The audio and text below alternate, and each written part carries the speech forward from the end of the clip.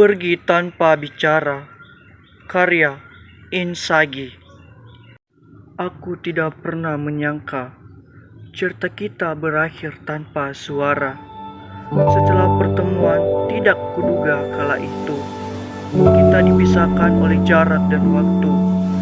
Ketahuilah, hal yang paling kutunggu ialah kabar tentangmu.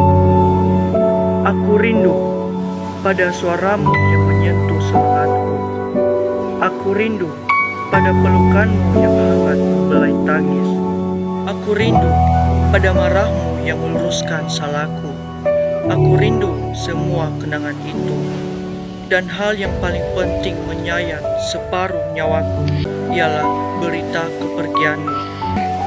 Tidak ada kabar dari semilar angin. Tidak ada pesan diwasiatkan. Kamu pergi tanpa suara untukku.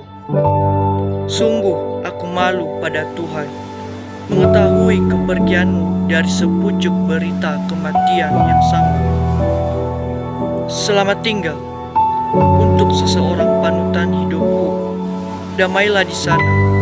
Aku akan selalu hadiahkan rindu pada tubuh doa dan kuat bertahan seperti inginmu dulu.